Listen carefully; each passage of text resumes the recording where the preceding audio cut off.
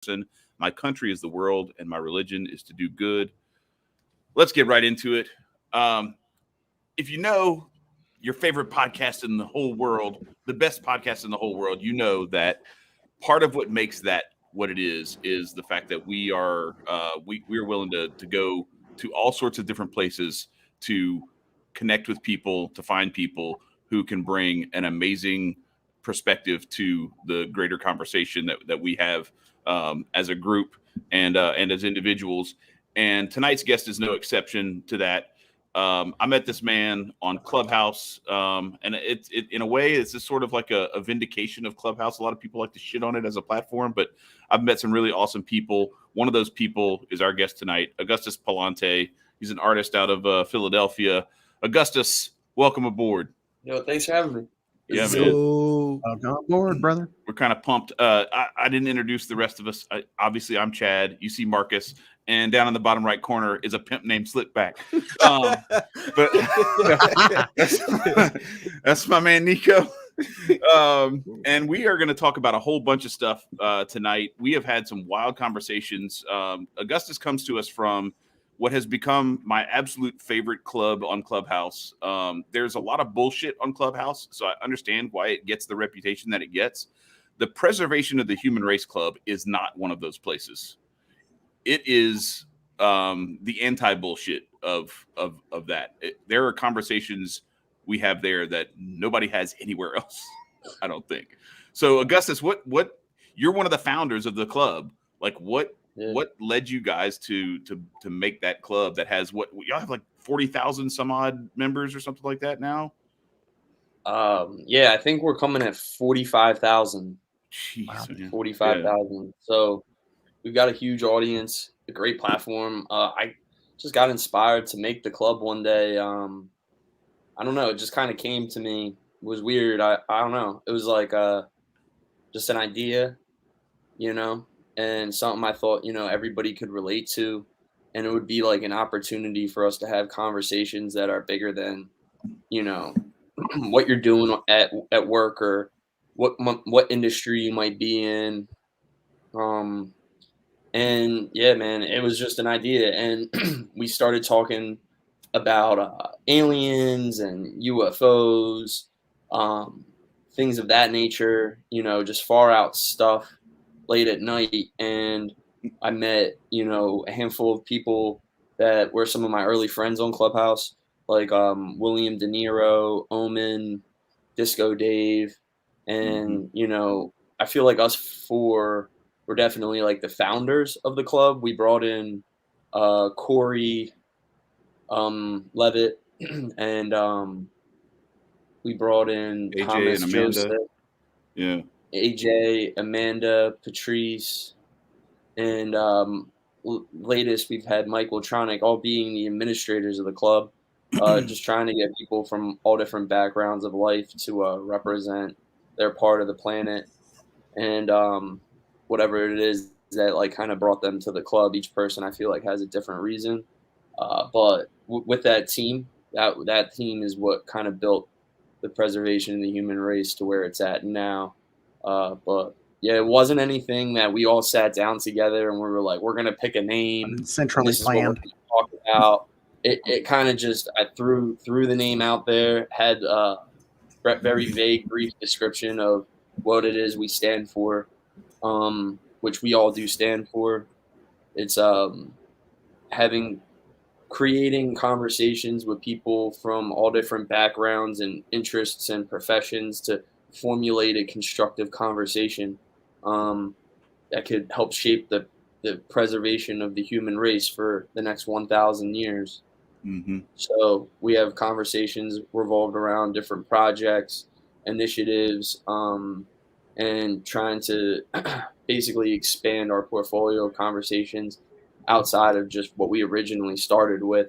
And with that being said, we've done a lot of conversations on sustainability, the medical system, what's it called? Preparedness, things of that nature. Like survival. Exactly. Yeah. Survival. I don't know, man. Like we made a lot of friends on there that had a lot of different cool backgrounds. We've got to interview people from all over the world that are super high level, like not the most famous people, but like legendary, you know? And I could just name a few of them real quick, like Shaman Durek.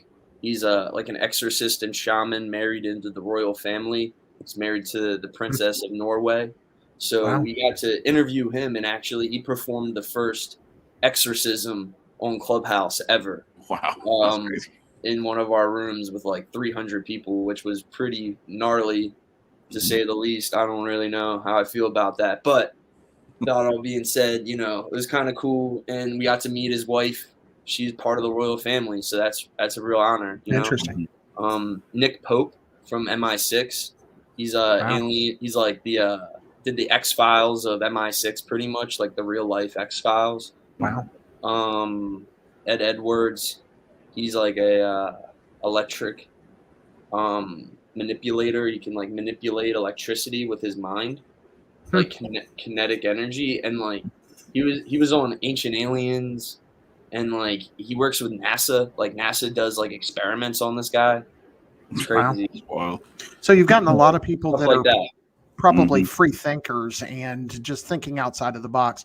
For those that might doubt 100%. some of the things that you're talking about, for instance, aliens and what have you, come on, we're living in this century right now. Wake the hell up. If you haven't begun to figure out that there's more out there yet, I don't tell you. So just to kind of dive in, I like the concept myself, and so that our audience know, I don't know Augustus. I've never really conversed with him, but outside of tonight, but it sounds like this is the kind of thing that more people should be doing, and we should be introducing ideas from everywhere, whether it's from way out, stuff like, we were created with a snake in a garden, all the way to more, common sense things like, I don't know, like that, aliens put us here. Whichever one you happen to be at, great. But we should be having those conversations. We should be looking at what we can do, because you're right, we are at a crossroads. So I want to kind of back up and ask you a question from the ideas and all of these influences. What do you see as the biggest challenge in the world to the human race as it goes forward? What do you think is our biggest challenge? Sorry, dropping a big one right out of the gate. That's a hard one. The biggest challenge probably will be like,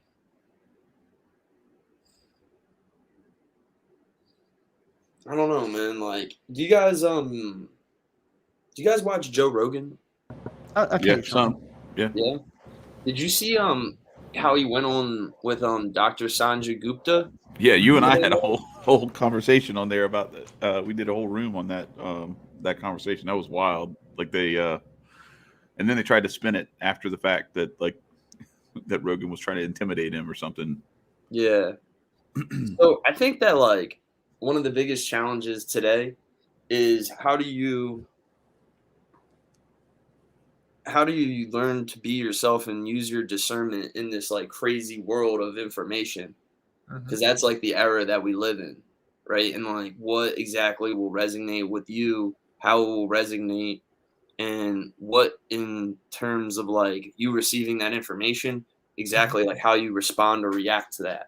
I think that like one of the biggest challenges right now is that that's so malleable and it can be manipulated in so many different ways that like, one person can tell you one thing and the other person can tell you something slightly different. But the first person might be actually honest with you, and the second person might have some type of like a slightly different approach of the way they're going to tell you the information in order to manipulate you. You know what I'm saying? So one of the biggest things I think right now is like just people being able to receive information that it's like hard to say, right? Like, because then it's like, what is truth? You know what I'm saying? Yeah, for sure. So I don't know. I feel like one of the biggest things in my eyes is like the propaganda issue. I think that like basically that's what I'm saying, is that there's a huge propaganda issue, and there could potentially even be forms of straight up brainwashing going on Absolutely. outside of that, on like so many different levels. Like for instance, have you guys ever heard of like the MK Ultra stuff? I'm sure you've heard of, right? Absolutely. So there was like a subsidiary project called MK Naomi that came out of that, and MK Naomi was like basically using biological like biological stuff involved with the being able to manipulate the mind, etc. I think that like a lot of that right there is kind of like what has like turned into just your everyday scenario today, that you would never even really question it being like a program, right? So Yeah. like For for sure. instance, like just like, you know, fueling up on alcohol, medications, you know, like opiates is a huge thing, right? And, you know, just taking Vicodin or Percocet and then getting on Instagram could be potentially like a form of brainwashing in a bad way that like we would never realize, because it's a combination of you scrolling and seeing image after image after image after image, just like they would do in those Like experiments. Clockwork Orange type shit. Yeah. Right. But like the thing is with MK Ultra, right, is everybody's going to say, "Oh yeah, that was with acid, that was LSD experiments. We know about that." That's propaganda. Yeah. That's propaganda right there for you, because you want to know why? Because it was really with heroin, it was with morphine, alcohol, sodium products, and a few other big things that if you look up MK Ultra, you'll find like 8 paragraphs on LSD. One paragraph is going to say, "Oh yeah, and we tested with this, that, and the third." And it's like, bro, well, this, that, and the third is in everyday shit all day. Right. You know what I'm saying? So you combine that, right, with me just scrolling, reading shit on Twitter all day. I got 1,000 different ideas now in my brain from scrolling on Twitter for 8 hours a day. Same deal with Instagram, image after image after image. You're like, dude, system overload. Sometimes I need to take a break from social media. For right? sure. It's because you're getting brainwashed without you even realizing you're getting brainwashed. And I think that one of the biggest issues today is stuff like that. It's like propaganda versus basically brainwashing you. You know what I'm Interesting. saying? And it's a sad situation. For sure. Because then it creates, you know, these conversations we're going to end up having about religion and politics and fucking this, that, and the third. At the end of the day, I'm a survivalist, bro. Like, and that's how it is. That's really how everybody is across the whole spectrum. Right. For me, the main thing is to learn how to survive. Right. For me, it sounds like one of the things that came to mind when you were talking was there's a author, and he's a kind of new agey author, and I really like his books, and people will be surprised because I like magical texts and all this craziness. But there's a book called Illusions by, I think his name's Richard Bach. And in the book, one of the things he talks about is that everybody becomes a messiah, long story short. Everybody can become a messiah, if you will, and that there are these special people. Well, one of the things this special person in the book does is, first of all, let me back up. It sounds like that with information, what has happened is that has become a medium. Nico's trying to see if he has that book. Yeah, I think he gave it to me. He gave it to me, and I was looking for this bitch. I was like, I know I'm not stupid. Yeah, I gave him that book, and for sure. But when we think about existence, you know, you think about like Jesus walking on water. In Illusions, he says, okay, that ain't shit. What about swimming in soil? In other words, swimming in the earth. If you can walk on water, you can swim in the earth. And what came to mind when you were talking about this information is we need to learn to deal with information in a very similar way to what that would be. We need to learn to use it as just another medium, if you will, and we need to learn to swim in it. We need to learn how to part the ways and create our reality as we see it, in that realm.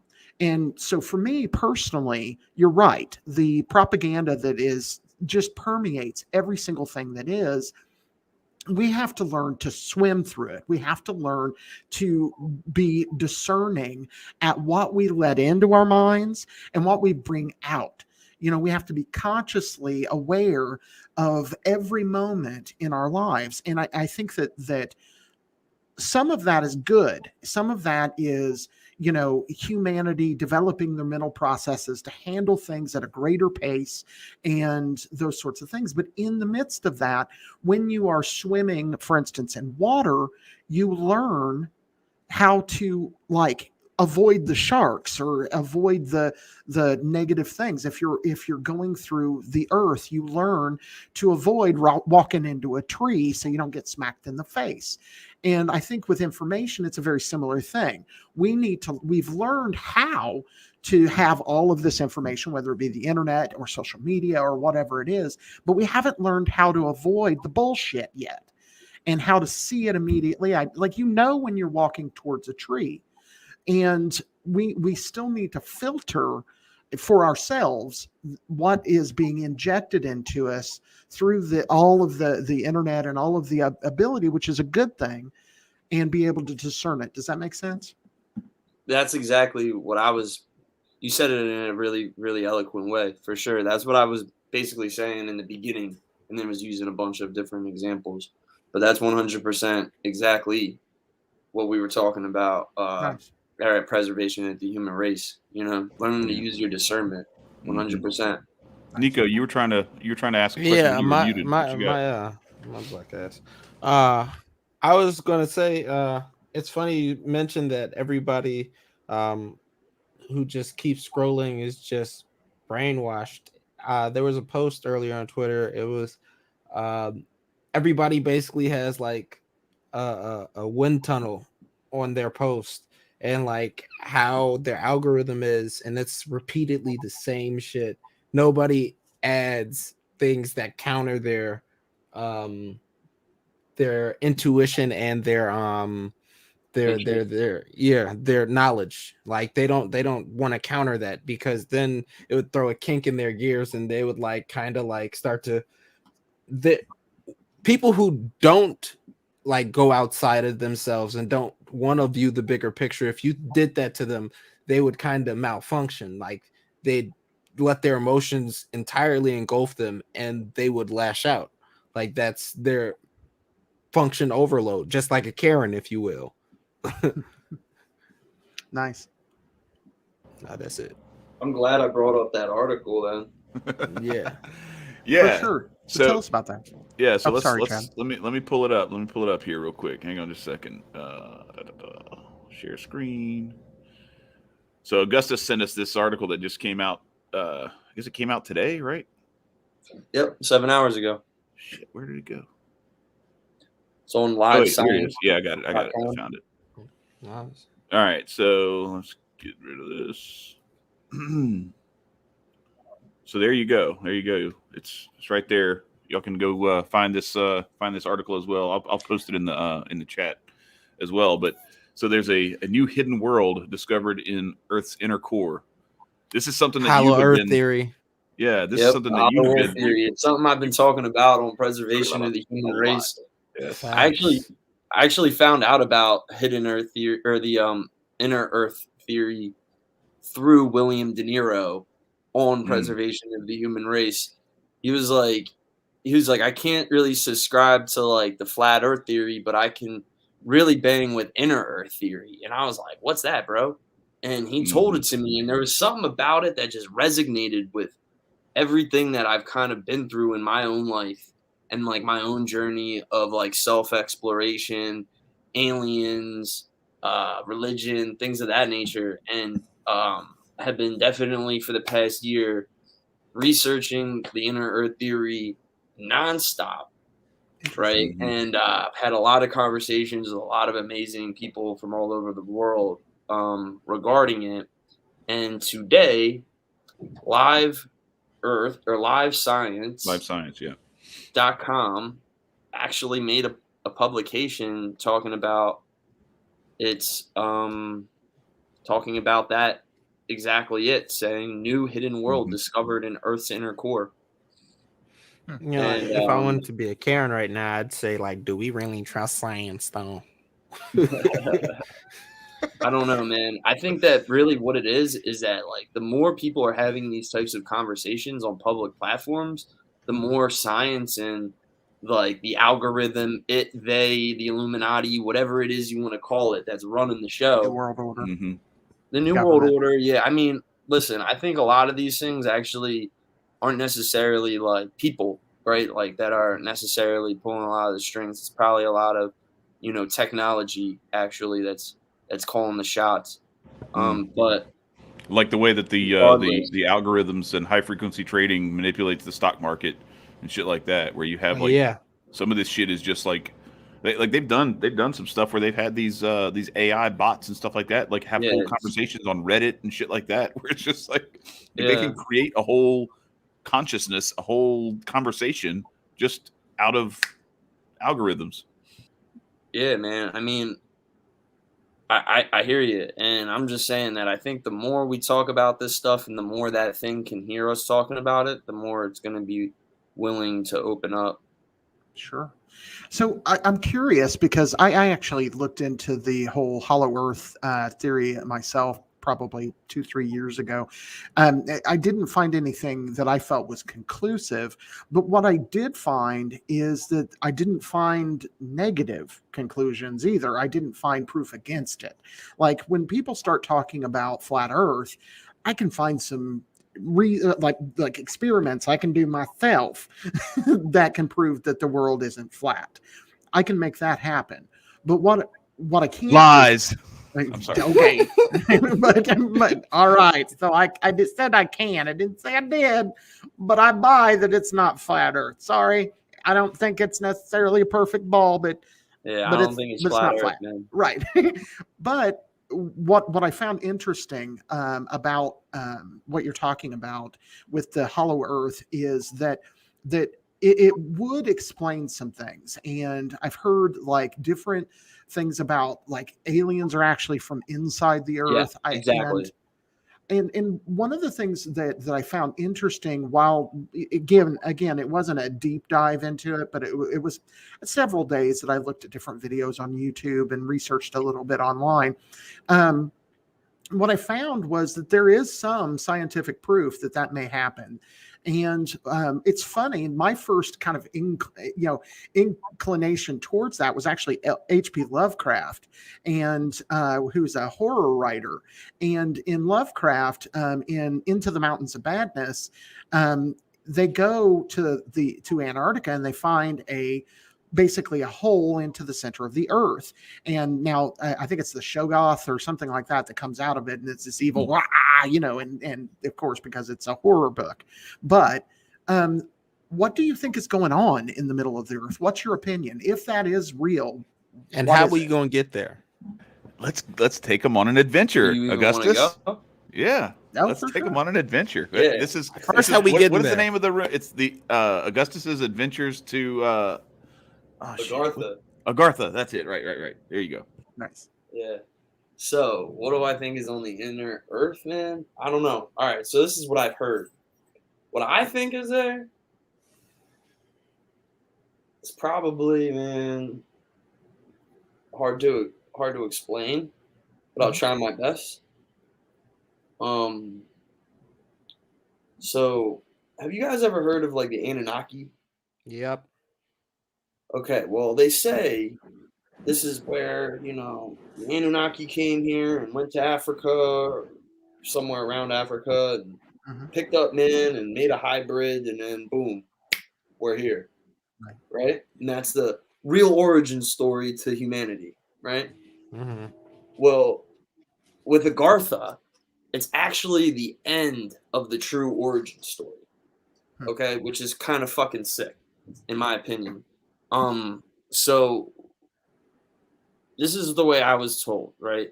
Is that there was a galactic war, okay, going down in another part of the galaxy, right? And it was like between a lot of different parties, and there was this one certain faction, right, that was like, dude, I don't want to fucking war no more, dog. I'm out, son. They boogied.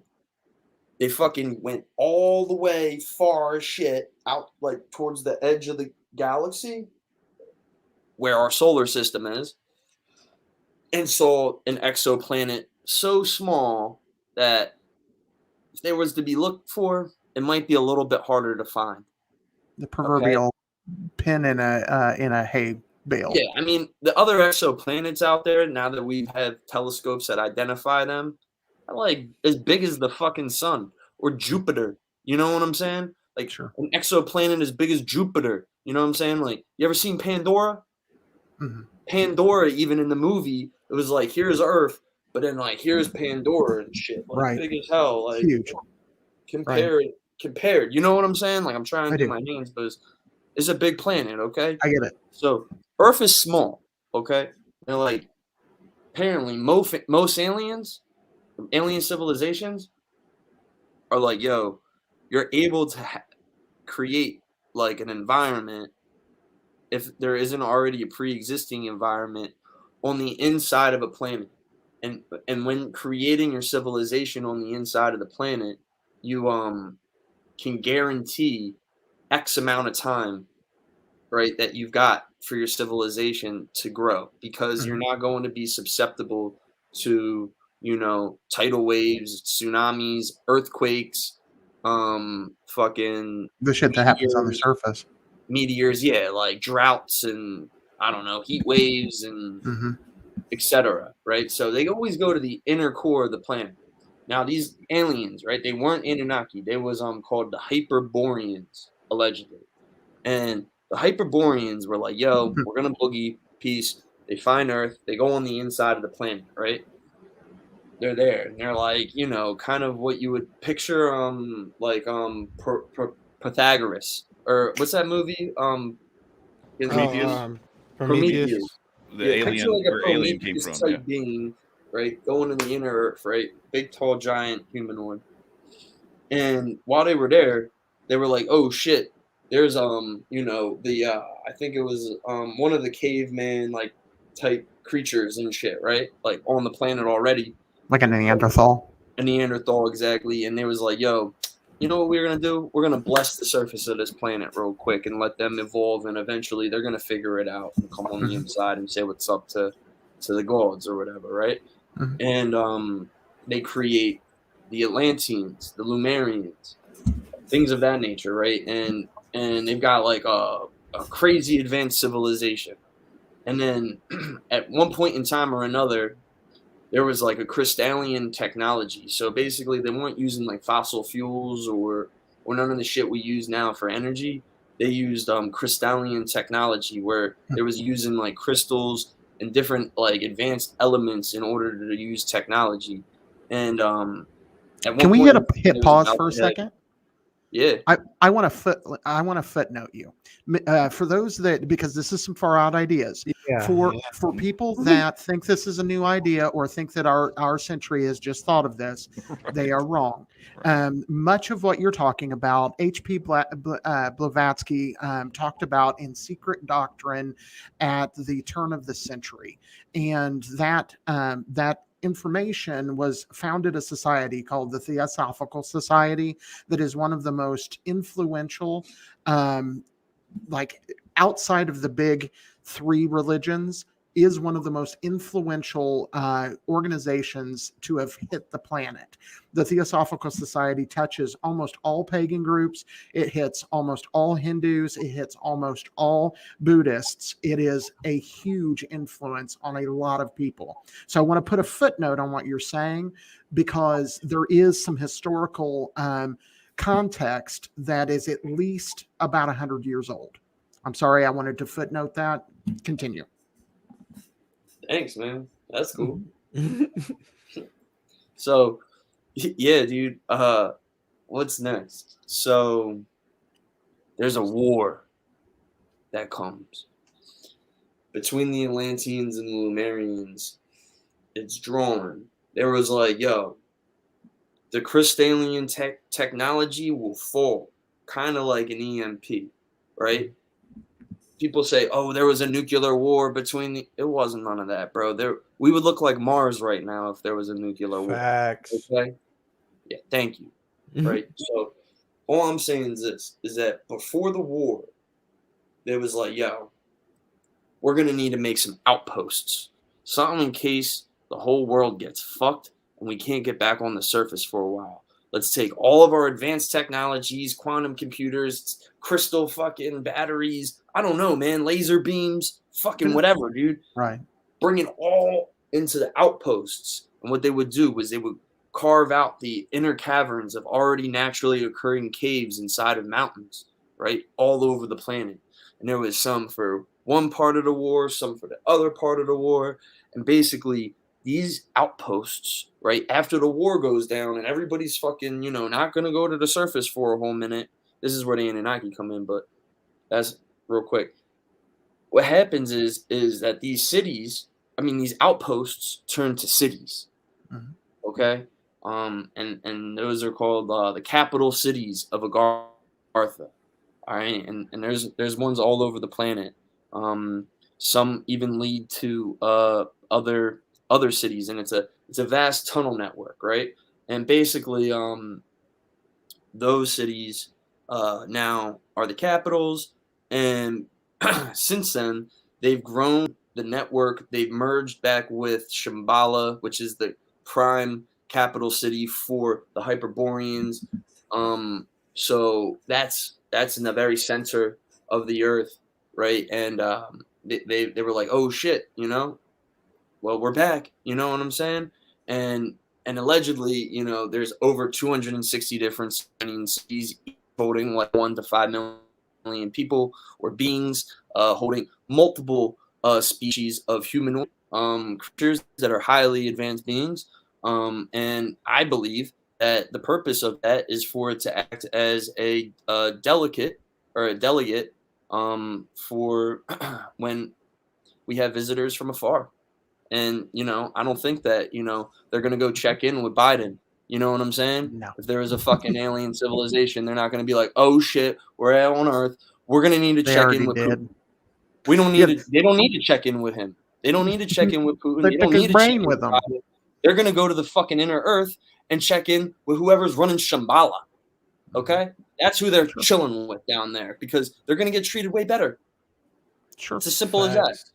And there's 260 different cities down there, and I Nice. believe that a lot of the indigo children or like fucking whatever you want to call them, star seeds and all that are really just energies that have been recreated and manipulated, and the consciousnesses have actually been injected into a fuck ton of beings on the surface in order to help bridge the things that are now coming down in the news today, talking about new hidden worlds on the inner Earth. Interesting. In the science world, they're admitting to it now, so it's fascinating. Yeah, and like you had said before, it's like kind of tough to talk about all this stuff because, like, the last time I know somebody really tried to talk about it, they had in an academic point of view, the guy had gotten a whole booklet put together about it, and they call it a Garthi. They don't call it Agartha. It's Agarthi in the Hindu dialect, Sure. or one of them. And basically, the guy had secrets from the Tibetan monks that guarded the entrance to Shambhala in the Himalayas, right, which is on the other side of the planet for us. We're in the Americas, so there's like other side of the planet. You got the Himalayas. You know what I'm saying? And basically, that's where they're at. That's where the Dalai Lama's at. You know what I'm saying? So basically, that's what they guard is the entrance to Agartha. There's one in another famous one in the Americas called Telos, the city of Telos, and that's the capital city of the Lumerian section. Okay, Interesting. and that's in Northern California, on the inside of a mountain called Shasta. Cool. I want to dive in a little bit because a lot of what you're talking about, and I'm sorry if anybody else wants to jump in, feel free. I'm trying to roll with what you're saying. Nico, you got something? It's far No. out there. You don't have to believe the fucking word I'm saying, dude. Have you heard of think about Malachi Z. York? Yeah. So how much of that information is tied? Have you don't know? I'm not as well versed. Okay. It sounds like to me that he's kind of taken, Nico, to your point. What his philosophy, it appears, is I recognize. Do I? A work in progress. As is everyone's, and if they tell you Facts. they're not, then they're retarded. They're lying. Right. But it sounds like to me what's going on in your mind, and this is great, is that you've taken a lot of what I would call new age thought. And because I'm seeing elements of Blavatsky and I'm seeing elements of there's talk, like the Shambhala talk, and all of that comes from the Celestine Prophecy and the series that was done. Because there's a Secret of Shambhala it's a book that is in part of that series, and also the work of Sitchin and within Sumerian stuff. So it sounds like to me that a lot of what you've done is you've combined a lot of these ideas into a workable system. Now, personally, like for instance, I'm not a big fan of Sitchin, and the reason I'm not a big fan of Sitchin is because I've studied Sumerian mythology and I find fault with some of his translations, and personally just disagree. But again, what do I know, and what did the people that I study know, and how can we prove this or that? What we need to start realizing is we don't fucking know everything, and at the end of the day, what you're doing is you're trying to figure out the whys, the hows, and you're using methods that aren't traditional. And traditions are good to give you a really nice place to start. That is really where tradition gives you that basis. It allows you to say, okay, this is what we knew coming up to here. And when you can disprove something, that becomes an evolution of that. But going outside of tradition is how we evolve. It moves us into the next level of consciousness. And so what I want to do is I want to kind of bring it down to a point, and how can we use the information that you're talking about to do what your Clubhouse purports to do, and that is help save humanity, because I definitely think we are in a shithole of a time period. And I think that that we have the potential to break through and become much better than we are. And how do we take those ideas and those concepts and bring them into a reason or a purpose to help us achieve that? How do we do that?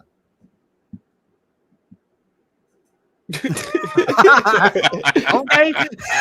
That's why he has a big ass group to talk about it. Well, no, but so this is why I wanted a hard Augustus, question, bro. Yeah, this is why I wanted Augustus to come on. It's a great question. We've been talking for almost a year now, is because like that's the reason, to your point, that's the reason why that club was created. The preservation of the human race was to explore these questions and to leave no stone unturned, to leave no idea off the table because it's too crazy, it's too outlandish, it's whatever, Absolutely. It's been debunked, or whatever kind of bullshit that people always try to say. They're like, oh, that's already been debunked. I'm like, okay, well, explain to me how it's debunked then.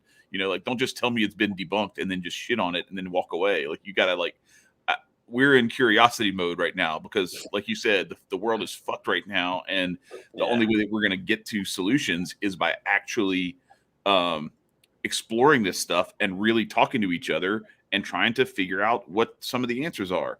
And what I am seeing is that, and this goes back to, and I don't know if you ever had a chance to watch it, Augustus, or not, but that interview that we did with Vin Armani, Cyprian, is kind of touching on some of this stuff that we are in what he describes as the dim age right now, where like there's so much that propaganda and all those things. Yeah, all the things. Dim light? Huh? Yeah. Like a light dim dimmer? light and dim up here too, where there are a lot of people who are very easily manipulated and very easily just led to the slaughter. But what we are on the dawn of, what we are about to transition into, is an age of like miracles and mysticism and like Aquarius.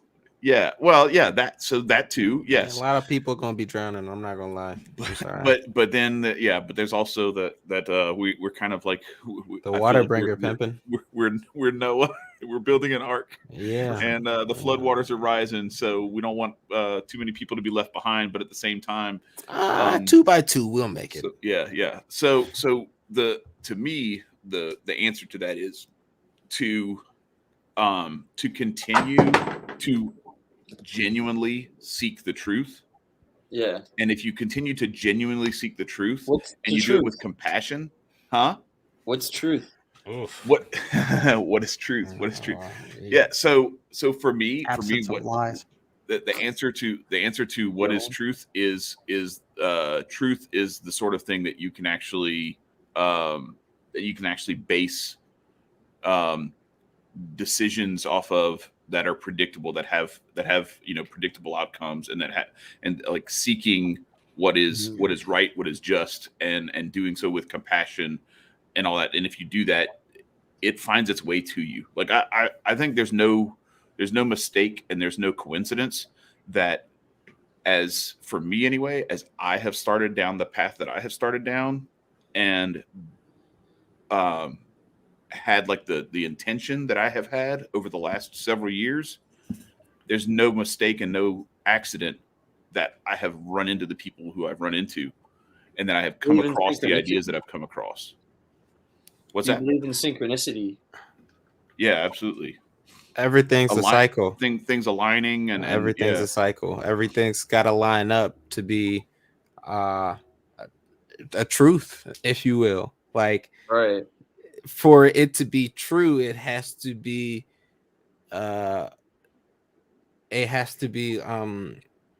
disillusioned from reality, or it's reality with no illusion around it. That's what truth is. Like, you ever see Cloud Atlas? Cloud Atlas? No. I saw it. What is remember the girl? Chad, you don't count. You remember the girl in the end? She goes, "Truth is but a series of mistruths." And she was like the Oracle Immortal, reincarnated. Wow, interesting. Can you like make a movie list at the end of the episode so we can like start like debunking a whole bunch of shit? We had Avatar with Pandora. We had Prometheus from the Alien series. We had we have I didn't realize Cloud Atlas. Cloud Atlas. Look, the Inner Earth theory is easily shown in the new King Kong movie. Easily. It's so good. Yeah. I was like, wow, they're actually like putting a whole bunch of truths like blatantly in front of our face. And like, they do that often. That's what I was gonna say. That there's so much of this stuff that, like, if you follow how predictive programming has been like telling us some of the shit that they were going to try to do to us, and some of the stuff that was coming and all that kind of stuff. Yeah. And then you look at some of the other stuff that's in movies, it's like, oh, they're also telling us that. They just haven't like fully revealed Hollywood it in real life blatantly yet. tell what the fuck they doing, man. So, they blatantly tell you. Yeah. As long as it's like, look, as long as it's a cartoon or it's fallacy, like you won't believe it's reality, but it's actually reality placed in front of your face. Yo, did you guys see that new one that came out? I just started watching it last night. Inside Job on Netflix. No, I don't watch much TV. Yeah, same here. Anyway, yeah, dude, like, I hear you though, Nebuchadnezzar. I call Chad Nebuchadnezzar, by the way. That's my name on Clubhouse. So yeah, and that's my Twitter name too. So it's all good. What I'm looking for right now is I love calling you Nebuchadnezzar, dude. That's like, it makes me so happy every time. It's so crazy too, because like I didn't know, like it's so weird, like the way this shit happens. Like I just pop up into Clubhouse in like December or January or whenever the fuck it was, and I just I pop in there and I show up in a couple of rooms, and like there's one thing they were talking about something, and we were talking about like aliens and space and all this kind of stuff, and I just like raised my hand because I just wanted to say like, hey, have y'all? I didn't know how deep y'all were already, but I was like, hey, have y'all ever considered that like there's a whole fuck ton of ocean that hasn't been explored yet? And we're talking about exploring space, and like we haven't even like explored this planet yet.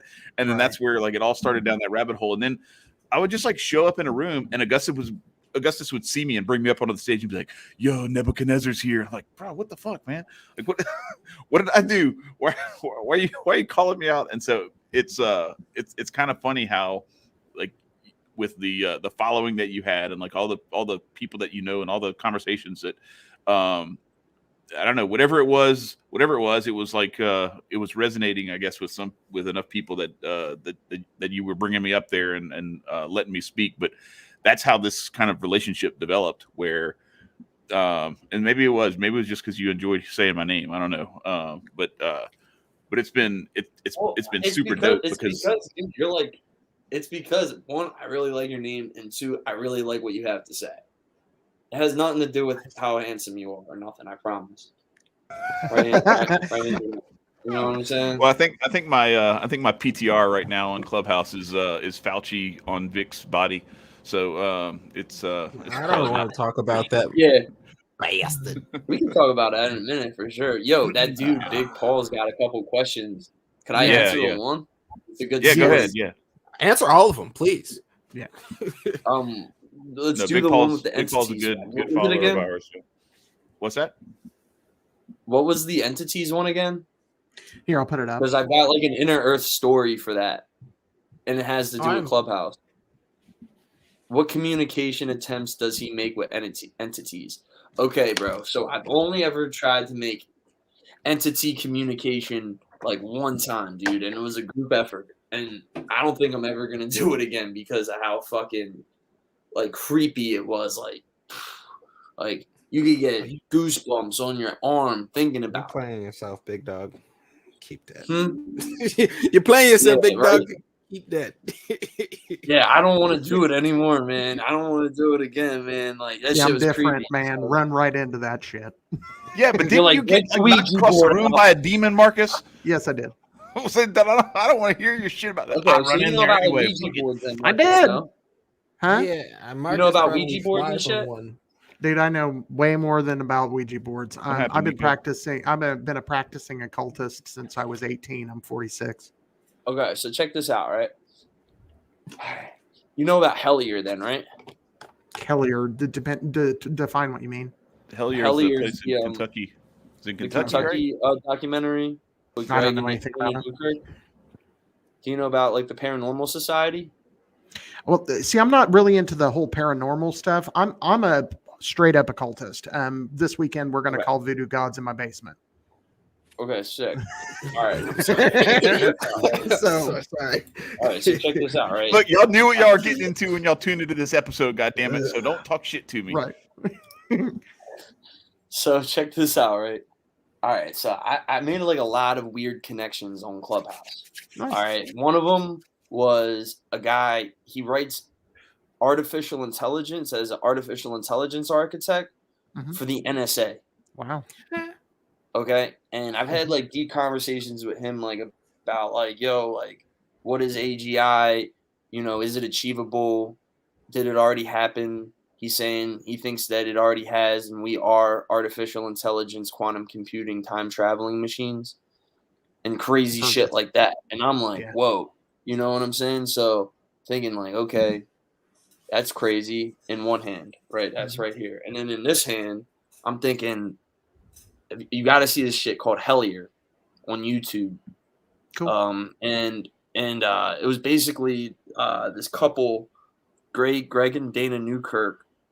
They're like ghost finders and shit. And they got an article. They got a call down to Hellier, Kentucky, like almost 10 years ago, saying, you know, we've got goblins in our mine shaft in the backyard of our property, fucking chasing people and scaring people and harassing people. I think I did hear about this. They're like fucking with the kids' toys in the backyard and shit and all kind of crazy stuff. Shit. Kids were seeing them and stuff. And So can we pause for just a second? I had a friend that his name was Tim. I can't remember his last name. He went by Bear as well. He was a shaman, and he was involved with one of the productions that where they found a goblin or something. It may have been that area. That may have been where I've heard of it before. I can't remember Tim's last name, and it's probably been about 10 years ago, and he was involved in the filming. So I may actually know somebody that had been there. But go ahead with your story. So I find out about, this weird connection that they're exploring between goblins and ancient mythical creatures, fucking aliens, UFO sightings and abductions, the And then occult. that cave. Didn't they had the underground cave system too, right? Like the the tunnel system and underground everything. cave system, and then that connecting to deep underground military bases, Area 51, the real Area 51s. Okay, Right. Area 51, you guys, isn't on the West Coast. That's a magic trick. It's on the For East sure. Coast. Look over here. And For sure. and basically, a lot of the deep underground military bases are along the East Coast that connect to the Mammoth Cave systems, and allegedly, they're communicating now with these phenomenon. Okay, and when I found all this shit out, and how they're doing it is they're putting on a god helmet. Mm-hmm. Have you ever heard of a god helmet? No, I've please heard explain reference to that. it. No, I'm ignorant. Please explain it to me. Okay, so bro, this shit is weird as fuck. I swear to God, I didn't do this shit, but this is what they did, okay? I won't blame you for nothing, dog. It wasn't me, dude. It wasn't me, okay? Listen, he puts on ping pong balls. He cuts in half, right, over his eyes and shit, and then shines a light in his face, tapes him to his face and shit. So now he can't tell if his eyeballs are open or closed, like blinking or not blinking. Everything's just this weird same White color, like red. pale, it's like reddish, like a red static. Right. And then they and then they. I know what you're talking about. You're talking about where they they basically sensory deprive him so that he can't possibly pick up anything that's going on around him. Deprivation. Oh yeah, Yeah. that's how you like really drop down to your subconscious, and then you start operating on different wavelengths. It's that, right? but it's also to make sure that he's not getting any what it is. information from around him either. Yeah, so this is what it is, right? He then puts on, or she puts on a set of headphones with static, turn to a certain frequency, right?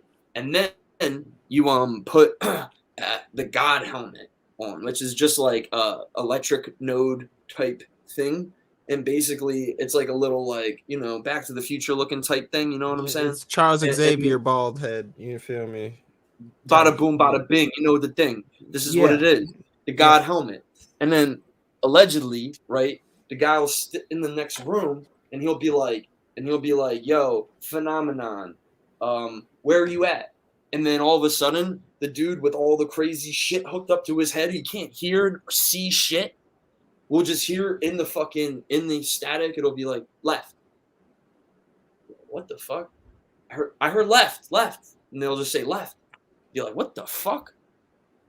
That's where he's at, to the left. Oh, wait, can I? And it starts interacting, bro. Like the guy can't hear or see shit, and he'll start to just see weird shit come out of the static too, and hear weird shit come out of the static.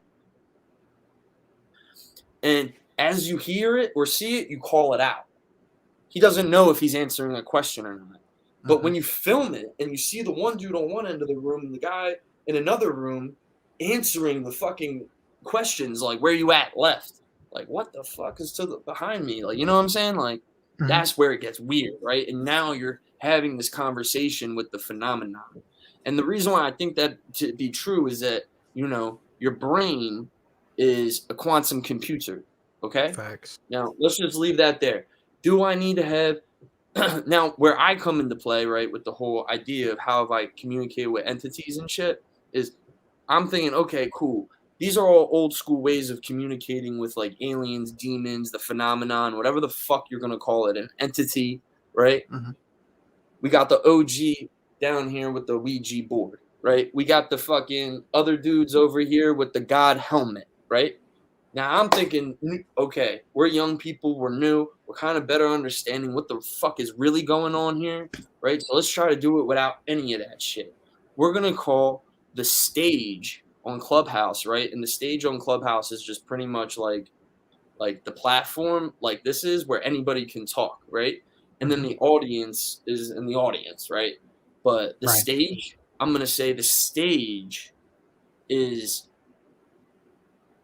an entity that is a web consciousness of everyone on the stage.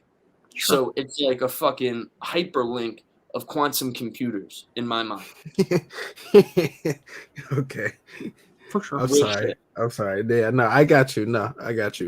I don't know, man. I don't know. Look, I heard that basically brains and shit, dude, are like like they're like quantum computers or whatever on an individual scale, but on like a combination scale, you can when you combine brains and shit, you could create realities and simulations, and that's how governments and companies and religions and and it goes back. I'm not even like as a Christian, like, you know, whenever two or more of you are gathered in my name, there I am in your presence. Like it's a whole different, whole different. I'm not laughing.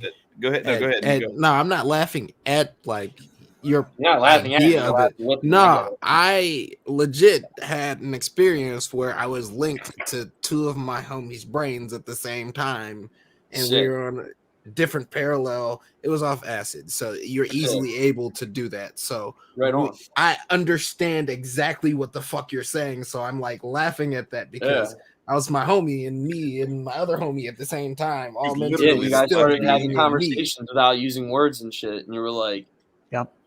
Constantly with my wife. One of the things I want to kind of jump back with the what you're talking about with the sensory deprivation. There was a guy named Crooks, and I cannot remember his first name but he was from the turn of the century, and to give his description, he discovered, I believe it was 3 of the elements on the periodic table. That's how serious of a scientist this guy was. So, and you can look all this up. His name is Crooks. He had a brother, I think it was, that died, and he started investigating what it meant to live after life, to have an afterlife.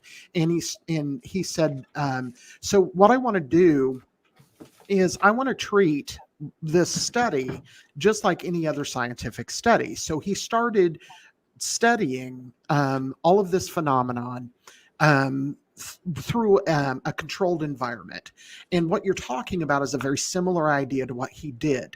Yeah, it was an experiment. Right. It was an experiment. There was what they did was Crooks and a partner of his who he trusted completely would sit on either side of a medium in a seance room, and they would do something very similar.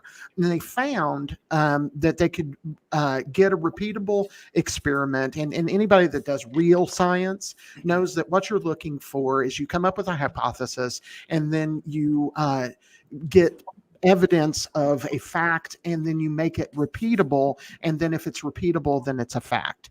And he managed to, through that method, have repeatable science.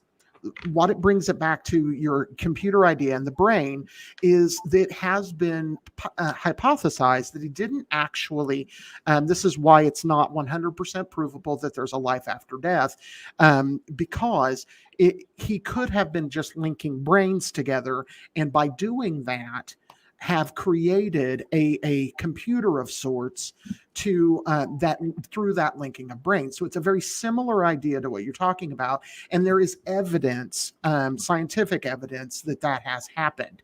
Now, there was a Russian scientist that took, because there's a particular formula, because how generally science works is that you have a repeatable experiment, and then you have a mathematical formula that you need to prove out, and it usually has a bunch of variables in it. And so they came up with a very long mathematical formula for what Crooks found. And there was a Russian scientist in the 1990s who was on the edge of finding the formula and proving the formula that Crookes had created. Now, it would not have proven a life after death, but what it would have proven is that it was a real phenomenon. What it would have proven is that we don't know exactly what is going on, but we know something is going on that is not of the ordinary. And what I'm saying is that I think that you may be onto something, that what they've done, what you're doing with is creating that same kind of stage that Crookes did, and that people like Madame Blavatsky did over 100 years ago, with a little bit cruder technology, because they weren't living in 2021, they were living in 1890. So it's a very interesting concept to postulate what we could possibly do with mixing those ideas and using a platform such as Clubhouse, or such as any kind of internet connection, to make those kinds of connections. Yeah, I've definitely explored that one, the afterlife, with crazy smart people, and that one, I'm gonna keep it simple, because I'm sure this other guy can explain it in depth with the years worth of fucking investigation he's done with it. But it's at the human. You ever hear of unity consciousness? You ever heard of that? Mm-hmm. All right, unity subconsciousness is the afterlife. Interesting. I buy that. Yeah, and that your subconscious is 90% of your brain, and that's where all of your ancestors get to hang out. Billions of years worth of evolution hangs out in your back of your head, and life is what you make it. It's heaven or hell. That is fucking sexy. Oh my God, that was great. Aren't y'all glad, Marcus and Nico, that I brought Augustus on? Oh, for sure. We're just getting warm, people. Ladies and gentlemen, you know where you are. Nico, tell the people what they need to do. Please excuse my friend Chad, because it's a pimp named Slickback, and we are here to present our Patreon is $5. Please put it in the plate.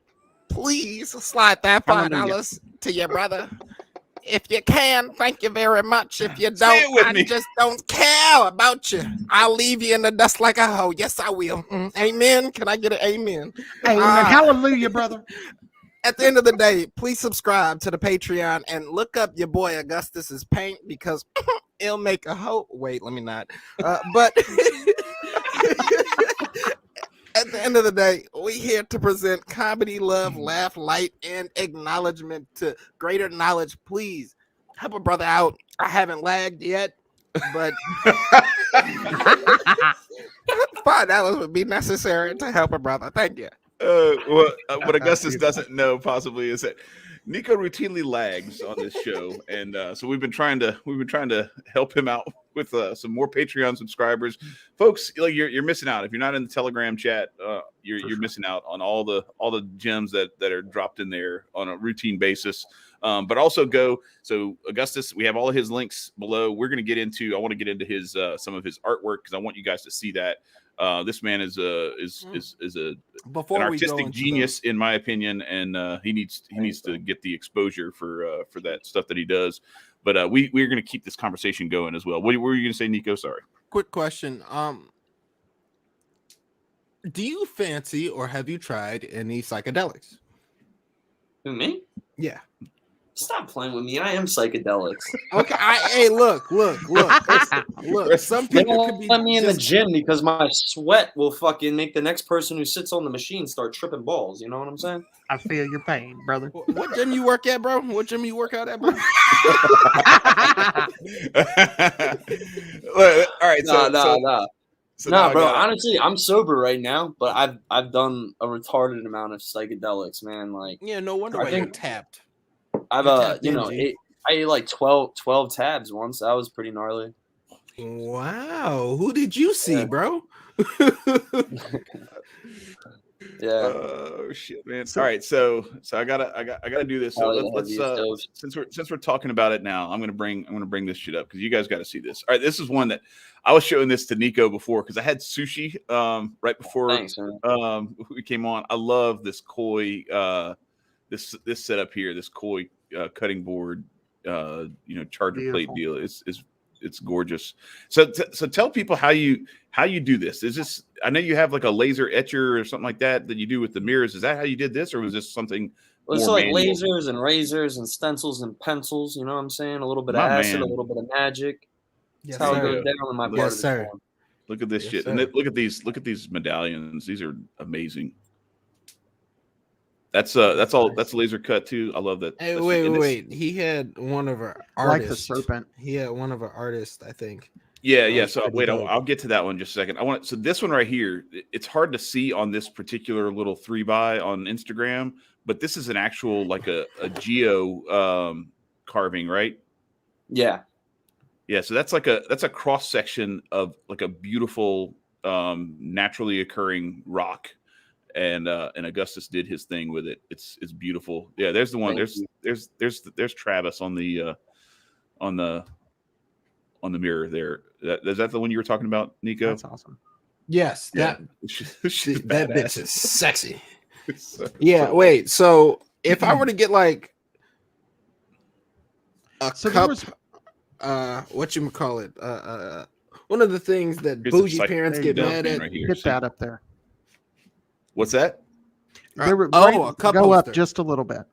This? Like if I were to Yes. ask for like a little glass cup holster, like how much would you tax on that For you? for a brother man? I'll do it for free for you, bro. Oh But my I mean, gosh. Wait, bro, no, like, that's I just can't do that. stupid. No, I have to pay you. No, I have okay, to we pay can't- for we your can't do that. services, my boy. I don't feel Oh, right I mean, about like, that. bro, like, honestly, everything is like, situational.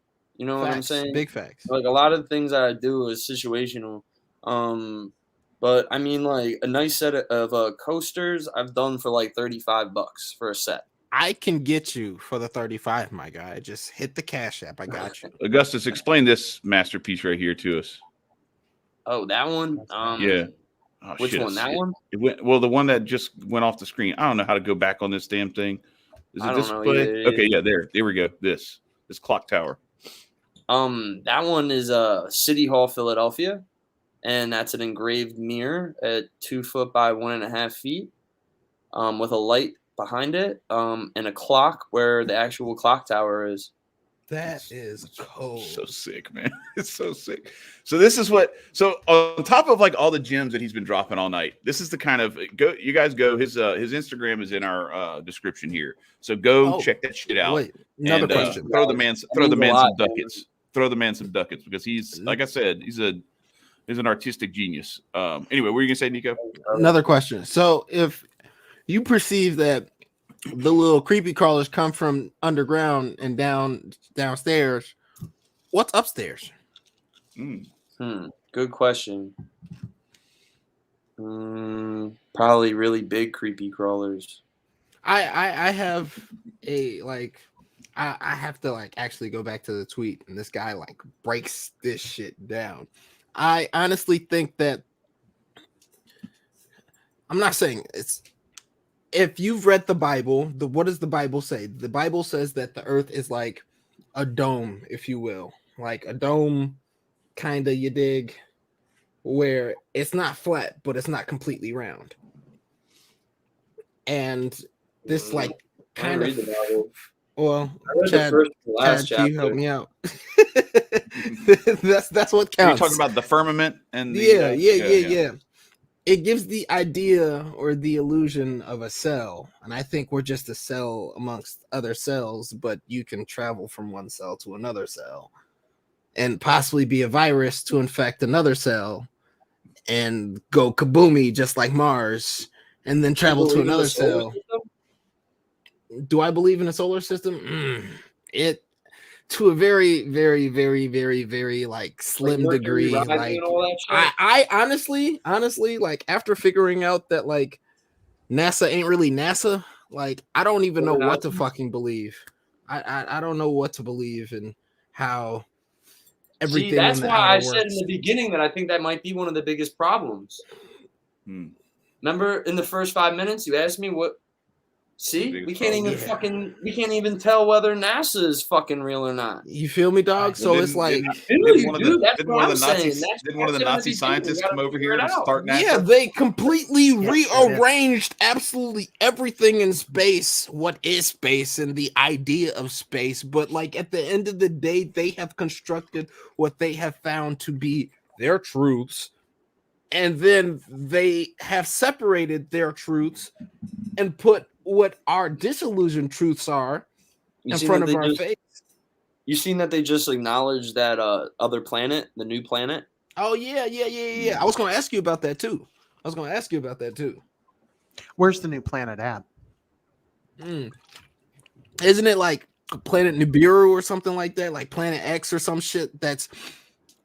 According to astrology, there were 13 signs, and the reason why Mars looked like what Mars looked like is because another planet blew up like straight face in it, and it just took all the backlash and got eviscerated type shit. And eviscerated is such a good word, dude. Yeah, it got eviscerated, and like everything on the planet just got fucked. That's why if you look at pictures of Mars, there's pictures of pyramids. That's another question I was going to ask you. I know about that. Yeah. So then there's pictures of pyramids. So there's indications that there's life on Mars. And what is so funny is that the human brain only conceives of aliens as like some kind of humanistic idea, but we don't know what the fuck genetics are for aliens. So it's kind of inconceivable for you to even place what an image of an alien can look like. Unless you've seen one up person close and on type shit like that. But right, they're just starting to say now that like biological life forms could be like outside of chemistry and like it could be outside of like what we consider like biological. Right. Like a rock have a life. Yeah. It's like the idea of thoughts. Like you can't see a thought. You can't. Right. It's like it's like as alive or more than any like living creature. A thought. The thing is, right? People have known this shit for thousands of years. You know, the Wait, hang on just a second, Augustus. You want to share something or something? Or yeah, I was just gonna say, is there any way I could finish that story about communicating? Oh, please. But we communicated with like a thought phenomenon, maybe. I don't know. know. Yeah. Yes, go ahead, for sure. Sorry. No, it's all good, dude. Actually, do you mind if I took like 2 minutes? Like, I gotta take like a piss. Is there any way I can do that? Yeah, for sure. So, go ahead. Well, maybe. So, Marcus, do you want to tell? Marcus, I didn't mean to cut you off, bro. No, that's all good. You go ahead and go to the bathroom, man. I'll carry on with what I was going to say, and then we'll get back to your story. Would it be only like 2 disrespectful? minutes, dude. Cool. If I were to go get my dad, dude. I should have gone before. I'll be right back, bro. It be like that. Just don't take the computer to the bathroom with you. Right. That'd be bad. So what he's talking about with consciousness being involved, I buy that. I've dealt with it. How many people have gone into a house and had a consciousness? You know that you can feel it. You know it's there. How many people have held something, and whether that's a stone or maybe a tool or something like that, and it had something. There was something either good or bad that you were there. Ancient people have known that shit forever. We don't understand the universe. We think we do, and we're trying to use physical means to prove things that aren't physical. And that's where the science that is the occult overtaken. Yeah, that's where the science that is the occult starts to cross those lines. And when I say occult, I mean the hidden. We start to look at the intricate energies of the universe, because everything has energy. The only difference between a rock and Chad, for instance, is that Chad is vibrating different parts of Africa. Oh, I'm sorry. Yeah, right. No, but you said Iraq and Chad. You're right, Iraq and Chad. The only difference is we bombed the shit out of one, and the other one's named after me. Right. Anyway, go ahead. But the only difference between a stone and a person is the vibration of molecules. There is no difference between the space and the air that's around me and my headphones and me, but the vibration of molecules. That's the only difference. And the idea that we understand everything is absolutely asinine, because Ignorant. we cannot possibly know everything that is Oh, I to know be everything. known. So I don't know Well, what you're talking about. Chad's an informant, everybody, if you haven't noticed. FBI, remember the uniform. Like, I'll So- inform y'all of this. Make Orwell fiction again. That's right. Tell them to fucking tap someone else. Hey, Chad, you cannot deflect us with the T-shirt, my guy. You He said, still tell him to tap. Augustus said, tell him to tap someone else's phone. Yeah, you ain't finding shit over here. We're talking about aliens and shit. You mad? So finish your story, Augustus. Yeah, dude. Thanks for letting me take my little break. So, Right on. dude, all right. So, with all that being said, right, I want to treat the stage as phenomenon 1. Mm. Okay, trying to communicate with phenomenon number 2 being this overarching idea of there's something out there. Now, in the Preservation of the Human Race Club, To recap, he's talking about the stage on like a nightly Clubhouse. special. Yeah, the stage on Clubhouse versus, because I want to, because some people might not have been here earlier when you were talking about it. So the stage on Clubhouse is phenomenon number 1, and then the phenomenon number 2 is Aliens, whatever this, the fuck. right, this greater right. All right, so continue. Phenomenon, right, is phenomenon Mhm. number 2. And I'm thinking, like, dude, if we could operate as like a quantum supercomputer mesh of brains on the Mhm. stage, we should have enough power to, without the God helmet, without the static, without the fucking ping pong balls and the Ouija board and the fucking seance candles, be able to communicate with some cool shit. Yeah. An entity, like, would you, right? Mhm. So what we decided to do was, sorry, that light's bothering me. It's Yeah. fucking light. Whatever, forget about it. Forget about it. Listen, Forget about it. this is what happened, right? All right, so in the Preservation of the Human Race Club, I host a nightly session called Augustus's Adventures to Agartha. And each one, it might be like a different topic, right, about Agartha. So one night it might be like, with the Atlantean goddesses, and it'll be like my homegirls that are well versed on the subject, who are like the goddesses, you know what I'm saying? And we'll like theme it out. And this particular night, when we decided to communicate, we had it Augustus's Adventures to Agartha Antarctica edition. Interesting. So we were like, okay, well, one form of synchronicity, right, we find to be numbers. Everybody's always talking about it. They're saying, oh, my angel number is fucking 1111. Everywhere I go, I see the number 3. Do you see what time it is? It's 4:44. Shit like that. Mm-hmm. Now, mind you, I only started thinking about all this shit, like the synchronicity and the angel numbers and shit like that, being a form of communication, because of investigating into Agartha and the inner earth. We found that, they didn't. I was like, you know what? What are these motherfuckers really doing down there, right? Like, do they listen to music? Like, if I was to go to Agartha with fucking Nico, are we going to the fucking club? You know what I'm saying? Like, do they listen to EDM, or are they listening to fucking little fucking Dirk? You know what I'm saying? Like, what am I listening to when I'm going to Agartha? Am I doing a fucking, a 2-step or what? I want to listen to some Agarthian, Atlantean EDM music ASAP. So I'm looking into it. I'm like, what's the culture like there, right? And I find that they've got so much culture that you would never even fucking know about. I was like, one of them, they do listen to music, by the way, and I bet you it's a little like EDM. But I find out that their language is called solar language, or I think it was like called like solar something, Salim Solar. It's like some fucking word that has like some ancient like Sumerian dialect to it. So I'm probably saying it wrong, but it was like Salim Solar, something like that. And I was like, a solar language, what's that? Maybe that's a synchronicity, because I found out that you could upload data to light. So when we're talking about what a life form is, like a life form could potentially even be a light beam. Okay, and that's just another thing on the side. But all right, so I'm like, okay, we're a stage, we're an entity, okay, within our own right. Let's communicate with another entity out there. The title is Adventures to Agartha Antarctica episode or edition. And I go, okay, how are we going to do this, you guys? All right, angel numbers, maybe. All right, let's just do numbers. All right, Nico, what's the first number that pops in your head? Go. 28. 28. All right, Nebuchadnezzar. 90, the episode number. Let's go.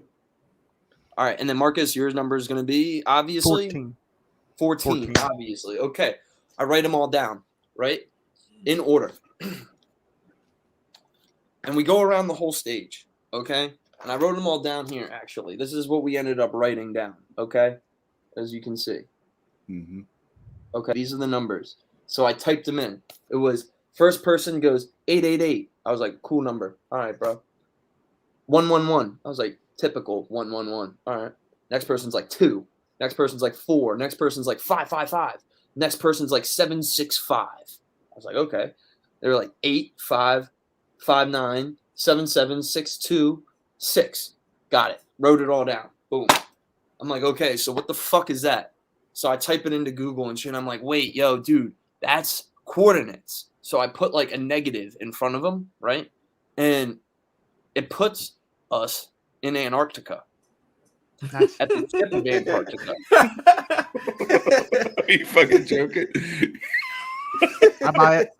That's fucking At the hilarious. tip of Antarctica, at the peninsula closest to Argentina, after we just talked about the Agarthian connection to the inner Earth being a thing that they were looking into in World War II, and both sides of the war, right, would go down to Argentina and then furthermore set up bases in Antarctica to communicate with some type of a being not of our surface level civilization level, right?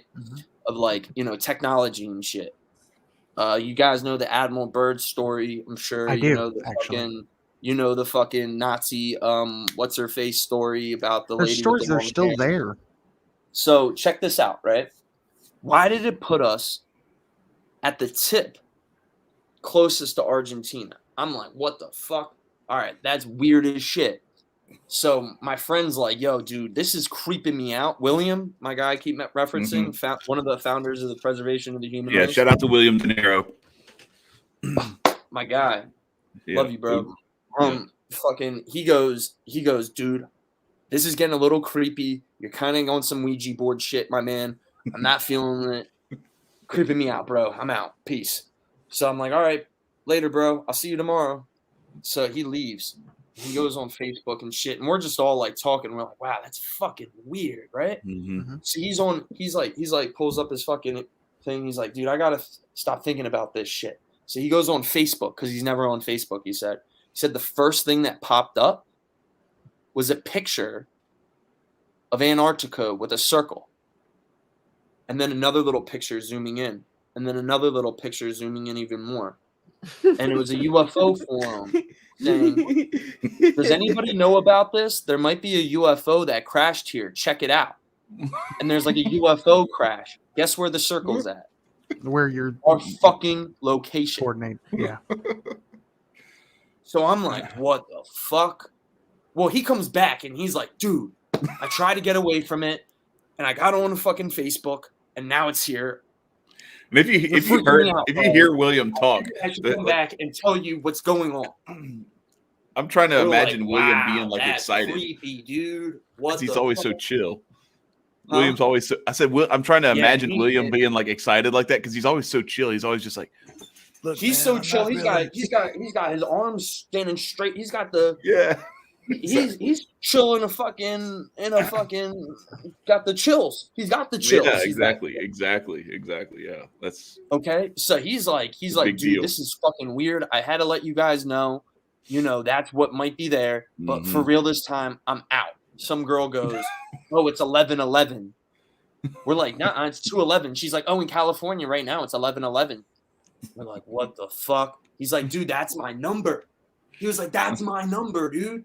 He was like, "That's my synchronicity number. That's my angel number. It can't stop following me, and I'm trying to get away from it, and I'm leaving now. And of course, it's got to be 11:11. Of course, this is weird as shit. I'm out." So I'm like, "Whoa." All right, you guys. So you want to do it again? For sure. See, that's my response. Every time some weird shit happens, I'm like, "Woo! Let's go do that shit again! Yay!" So I'm like, all right. They're all like, "Fuck yeah!" So I'm like, all right, you guys. What do you think is there in the circle at our core that they think might be a UFO? What do you guys think it is? I'm like, Nebuchadnezzar, what do you think it is? Nebuchadnezzar's like, "Oh, it's a fucking ancient spaceship." Nico's like, "Dude, it's probably a fucking quantum simulation computer that's going to create the simulation of the everything verse." And then Marcus is like, "It's a fucking Ouija board, dog, a big Ouija board." And I'm like, "Yo, all right, I got to write down all these things." So I wrote them all down, right? This is what everybody wrote down.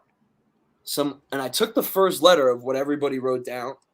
All right, so somebody was like, "It's a portal." Someone said magnetism. Someone said vortex, ancient alien, or a whole bunch of shit here, okay? Mm-hmm. And I took the first letter of each one, right? And I'm like, okay, well, this is what we've got to work with. The first letter of each one of these things. That's our number now, right? This is another form of being able to communicate with the phenomenon, all right? So what the fuck does this spell? It's like a whole bunch of random letters. It's like VMPOPAM fucking DBHI, right? I was like, what the fuck is that gonna spell? So I'm like, you know what? I like Scrabble. The easiest way for me to figure this out is obviously how I win at Scrabble. Scrabble Word Finder. Mm-hmm. So I go to Scrabble Word Finder. I type This in man all just the said, letters. "Oh, when at Scrabble is I cheat." Right. Hey, don't be All right. mad at the player. Be mad at the game, pimpin'. All right, rock on, man. Well, I'm dying to hear where this goes.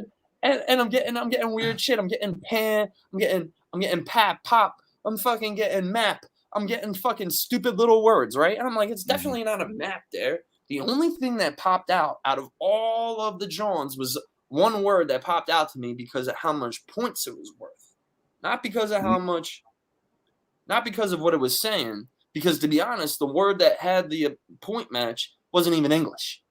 Okay, it was 11 points. Ooh.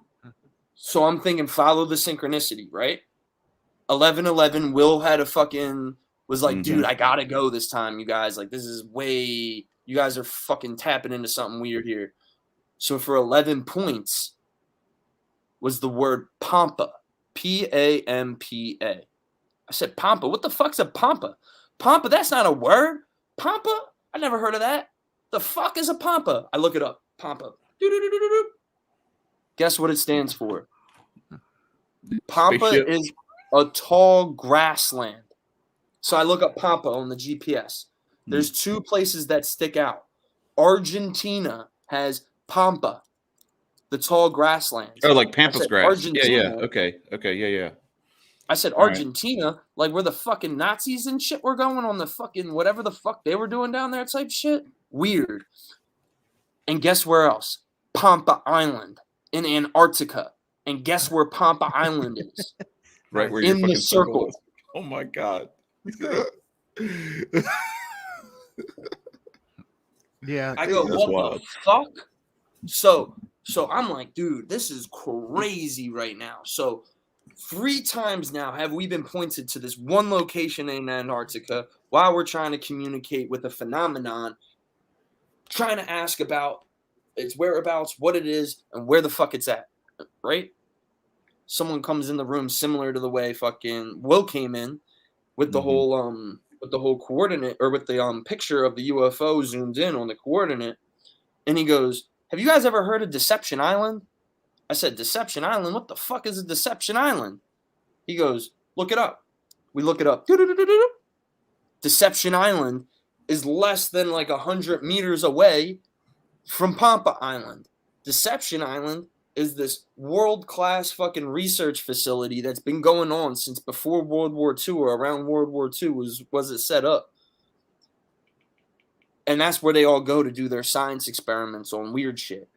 So whatever the fuck that they're really going down there to study about, whatever the fuck at Deception Island, I think the entity or the phenomenon is actually not exactly there, but like a little bit around the corner at this Pampa Island. And that was the only time I've ever communicated with an entity. But furthermore into that, we've discovered a Hindu temple 50 to 100 miles away from there, as well as many other Hindu temples across all of Antarctica. And the correlation between Hindu religion and Agartha is like very much one and the same. So I don't understand why there's not like a Catholic church down in Antarctica, but they've got 10 Hindu temples. You know what I'm saying? What happened to the mosques? Are the mosques not allowed in fucking Antarctica now? Why aren't they in Antarctica? And why are there these Hindu temples that nobody can get to? That there's no pictures of? Yeah, Just it's GPS funny. coordinates. You can go to Antarctica, but it has to be a tour trip. You personally cannot explore Antarctica by yourself. They say, nope, you're going to go around this little circle and just call it a day. Yeah, dude. And they say you can only go down there 3 months out the year, which is bullshit. Because you know what? My haircut lady, my homegirl, Mary, shout out Mary. Listen, Mary's the one who actually sent me the live science article before the podcast and all that. She was saying, oh yeah, my pops was in Nam and he lived all over the world. I was like, how did he live all over the world if he was in Nam? He would have just gone to Nam. She was like, oh no. He even has a big scar across his arm from when he lived in Antarctica for 6 months. I said, there's no way. There's no way. She said, yeah. He went down there for 6 months at a time. I said, the military, you can't allow military in Antarctica because of the Antarctica Treaty. You can't. Yeah. You can't have military down there. Mind you, in the 70s, he got sent down there for 6 months to build a secret base. And they say, oh, you can only be in Antarctica for 3 months at a time. How was he there for 6 months? And he's got the scar to prove it. Because he left his jacket open. And the fucking frostbite went up his arm for having his jacket open. I have a question, and this is going to sound like a strange question. I want to go back to Pomp. Right. Well, but I want to go back to strange land. I'm sorry if I'm a little much, you guys. No, that was my this is story. No, you don't think I'm like some weird like dude for doing that, but no, we embrace the weird. Yeah, we are all some crazy motherfuckers on this bitch. Just embrace it, like I said, I'm about to be crazy. So, so I want. Have you seen or have you heard the word pronounced by somebody who speaks the language? I want to know what the A sounds like. Is it Pampa or is it Pampa? As in, it sounds almost like an AO. I think it's the second one, right? The AO, that's what I think too. If you break that down Kabbalistically, you're talking about Pei, Ayin, Mem, Pei, Aleph. Or it probably is going to be probably Aleph, which is another A because there are two A's. And Marcus is a fucking encyclopedia library person in his brain. Like he's like read everything. That's what I was thinking too. I was like, damn, it would have been cool if Marcus would have been there. So we got to get him on Clubhouse, dude. I've been trying. Dude, I don't have an Apple. You don't need to anymore. You don't need one now. Yeah. Okay. We'll have to check. I'll have to check it out. Hook me up at a later time. Yeah. But why this is important is in the Tarot, which is linked to the Hebrew alphabet, there are 4 letters that are called the 4 horsemen. They are the devil, the tower card, the hangman card, and the death card. You're missing the death card, just to be clear, because the Pampa, the death card is not there, but Pei is the tower card, Ayin is the devil, then you would have Mem, which is the hangman, Pei, which again is the tower, and then Aleph, which is the Fool card. And the Fool is the beginning or the end. So it's important that it's at the end. So what that would indicate in Kabbalistic terms is that the actual symbol set is P, it's actually O because the A becomes because an O sound. That's why I asked. So you have basically POMP, and that repeats itself. So it would be POMP, POMP, and so on, and it would be double P. And so what that does is that glyph basically would be between when you apply it to the tree of life, would have all but the death card of the four horsemen all concentrated into that one thing. So Aleph in that is the only thing that would make it good. I don't have I'm not going to be able to figure it out because it's been too long since I've done gematria with it. But what you're dealing with those energies are energies of destruction. So because you're talking about death is actually a positive thing. Of the four horsemen, the death card is actually better because it means that it is ended. But the tower is usually the shittiest of all of those cards because that's the calamity. Fire. Right. It's the calamity that happens. So in that word, what you have described is a calamity or a fall of something. And that thing that falls is water, because the particular mem is specific to water, and it's associated with the hung man. The hung man is sacrifice. So what you wind up with in that glyph is two falls, because you have a double P, and that those two falls is two fires. Nico is correct, although it is Mars that is the attribute of that. So you have double Mars, you have water, and you have air in Aleph, and you have Capricorn, which is ruled by Mars. So what you wind up with, one of the numbers that you were talking about earlier was also 555. So you have three representations of the number 5 contained within that one word. So all of this to say that what I would be concerned about in that particular area is that the energy that would be carried with that is one of destruction. It's one of that, and it makes sense that the Nazis were involved in that, because their whole idea of the black sun and the tower and the destruction of the world to create a new world, all of that stuff could be traced into that word as well. So what I'm saying is I find another synchronicity about that from an occult term, and particularly with the most heinous parts of the tarot being expressed. There's and the one thing that isn't is just a beginning. Like I said, if I were analyzing it, I would say all that's telling us is that it's a repeating phenomenon. So you have PAMP, PAMP, PAMP. So what I can do, I don't have the time right now, but I can work up the Kabbalistic breakdown of what that number means. The PAMPA, and I'll get it to Chad, who can get it to you, because you've got his email in the. Okay, you're right. All up, so you can email it to him. Yeah. So I'll send that to you once I break it down to find the number, because what you can do with gematria with that number is you can find several words. And if I was upstairs in my house, I have a book that breaks all that down, but I don't have it right now. And I can send you a list of words, and you can see if some of the words people talked about fit the list, so that you not only have, maybe possibly, I don't know, possibly other words that would equal the same number as the PAMPA. So I'm hoping to be able to do that. Right. That would be sick. That would be amazing. See, and you were worried. You're like, I'm sorry if I'm going crazy. Like Marcus just took it to another level. Right. Dude, I am crazy. About what you were saying was like that fact that they had said that there's a potentially like a crashed UFO there, and you were talking about falling down. Right. Mm. Yeah, and it's destructive. It's going to be in a basin of water, and like I said, there's you also are dealing with Ayin, which is false restriction. That's what the devil card means.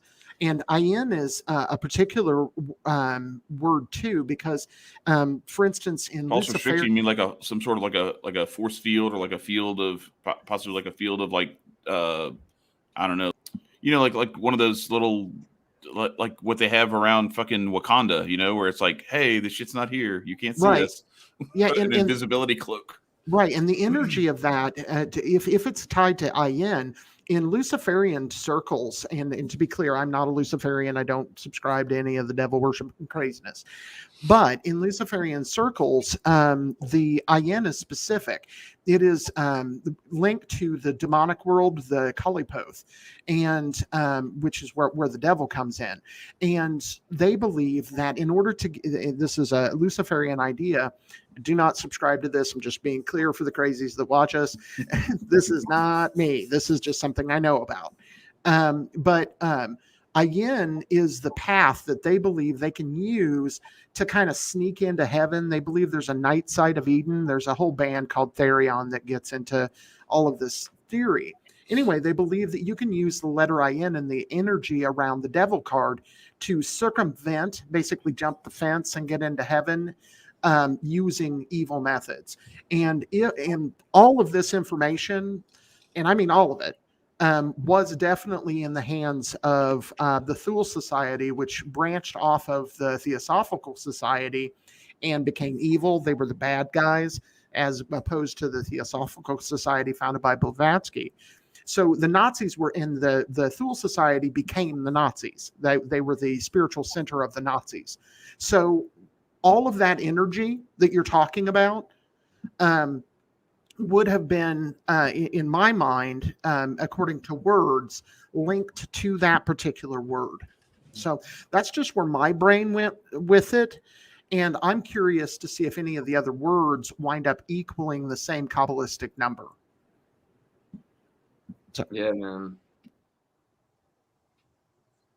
It's pretty wild. Like that's why I wanted, like, I've been trying to link the two of y'all up for a long time and trying to like make this sort of thing happen. I'm glad we got to get y'all together so that like this vibe could happen, because it's like there's some explosive type shit that comes from this, and that's what I'll have to check it out. like I really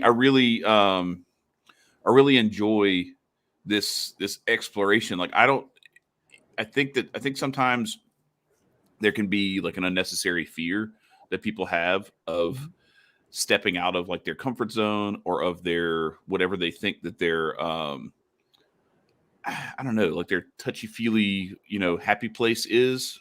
And I found that you don't necessarily have to be unduly exposed to something that you think might be harmful or whatever to still listen to someone who has the right intentions behind it. Like I'm not a big fan of like going and just like raw dogging the whole world, and the whole universe, because there's some evil shit and evil people doing evil shit, and you can kind of sense Usually it. government.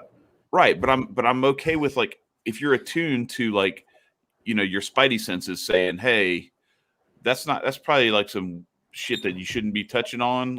Let's stay away from that. Like what Augustus was talking about, where he's like, I went here and I said, nope, I'm not doing that again, or whatever, like that. There's some of that stuff, but there's a lot of people with a lot of really interesting perspectives, interesting ways of looking at the world, looking at all the stuff around us. And back to what Augustus said at the very, very beginning of this podcast, that one of the biggest problems, one of the biggest challenges that we have is like, we can't even, because there's so much misinformation, propaganda, so much people willfully trying to manipulate people and brainwash people, that a lot of times it's hard to even figure out what's real and what's not. Mm-hmm. And I think the only way that you can really get to what we say, the truth, is by exploring this stuff and opening yourself up to people who come at things from like a compassionate and genuinely curious perspective, and who are willing to not shit on your ideas and call you crazy because you don't walk down the road of the official narrative all the fucking time. For sure. And what I like, frankly, about you, Augustus, is that, Voltaire said, treasure those who seek truth and fear those who find it. And you seem to be the kind of person that is all about seeking after truth and not trying to say, I know everything that there is to know, because that's not possible. And I enjoy that about you, because you're exploring. And I actually earlier wanted to, I like quotes. And this is one of the things that you'll find out about me, is I like quotes. And I got one after you. I looked up a quote by Voltaire, and unfortunately it went away. But Voltaire, I'm going to paraphrase it, more or less said that that the shitty thing about humanity, these are my words, not Voltaire's, obviously, but he said the shitty thing about humanity is those who have walked the treaded path like to throw stones at those who are treading a new path. And what I think that you're doing, and frankly we do every week, is we try to tread a new path. We try to walk a new way and and maybe that fucking path will lead us to a big fall. And maybe we should have, turned left instead of right. But how will we ever know that? How will we ever know that if we don't try? One of the spirits that I've worked with once told us, he said, one of the things that you need to be aware of is that existence is fluid.